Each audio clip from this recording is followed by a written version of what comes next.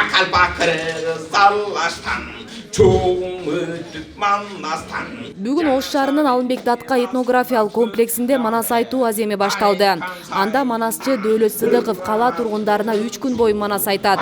Иш-чара Нооруз майрамына карата жергиликтүү бийликтин колдоосу менен ишке ашууда. Дүйнөнүн эң узун эпосу болуп саналган Манас эпосунун мына кеч кайрадан бизди чагылдыруу, ошол манасыбызды жайылтуу боюнча биздин кыргыз жаш манасчыбыз Дөөлөт Сыдыков тарабынан бүгүн 3 күн бою тынбастан манас айтуу старты берилди. Бул максатыбыз биздин кыргыз элинин каада салтын ушул эпос менен чагылдырган эзелтеден 1000 жылдап биздин келген ушул эпос манасыбызды дагы маданиятыбызды чагылдыруу, тарыхыбызды, кыргыз элинин каада салтын, ушу эпосубузду башка дүйнө жүзүнө дагы таркатуу боюнча ушул иш-чаралардын бири болуп саналат. Жумуктун башчысы так ошондо жаннагы. Манасчы Дөөлөт Сыдыков буга чейин эле Ош шаарына келип узак саатка манас айтууну ниет кылган. Уюштуруучу Ырыс Окенованын айтымында манас айтуу аземи мындан ары өлкөнүн башка аймактарында да уланат. Негизи эле Дөөлөт баягы салттуу манасчылыкты аркалаган манасчы болгондуктан кийин ушу бир эле Борбор шаар Бишкекте эмес, Кыргызстандын баардык булуң бурчунда ушундай сааттап манас айтсам деген өзүнүн ар дайым ушу тилеги бар. Мен ойлойм, чыныгы манасчынын миссиясы бул тынбай манас айтуу, узак сааттарга.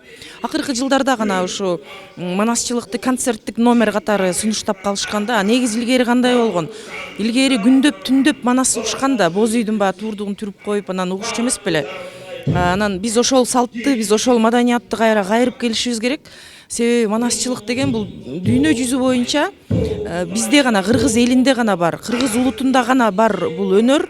Бул бизге гана Кудай буйруптур. Себеби бул биздин каныбызда келаткан өзүнчө бир генетикалык код болуп атпайбы? Башка улутта манасчы чыкпайт да. Балким жаттап айтышар, бирок ушундай салттуулукту алып жүргөн чыныгы манасчылык өнөрү башка улутта кездешпейт. Алдыда мындан сырткары Нооруз майрамына карата кала тургундарына бир катар салтанаттуу иш-чаралар тартууланат. Ош шаарында 21 март борбордук аянтта эстрада жылдыздарынын коштоосунда концерттик программа уюштуруу пландалууда. Ошондой эле боз үй тигүү жарышы, аш фестиваль, кыргыз улуттук спорттук оюндары боюнча мелдештер өтөрү маалымдалды. Бүгүн мына 19 марттан баштап биз Ош шаарында Нооруз 2021 элдик майрамы башталды. Манас айтуу менен мындан сырткары Бадан фестивали болот, уюштурулуп атат бүгүнкү күндө. Эртеңден баштап 7 аймактык башкармалыкта сүмөлөк салуу аземдери башталат.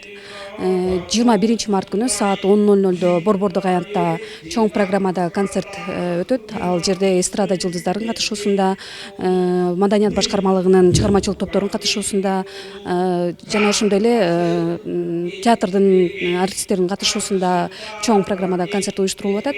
Бардыгын чакырабыз. Ал жерде Ноорузду элдик майрам экенин даңазолоо иретинде жакшы концерттик программалар даярдалган. Ал эми Дөөлөт Сыдыковдун катышуусундагы манас айтуу аземи 21 март күнү кечки саат 5-те соңуна чыгат.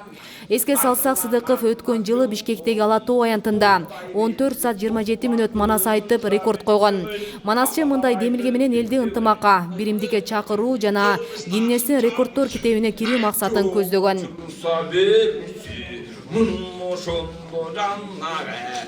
Асия Сыдыкова, Жусупбек Кошмат уулу, Регион, Ош шаары.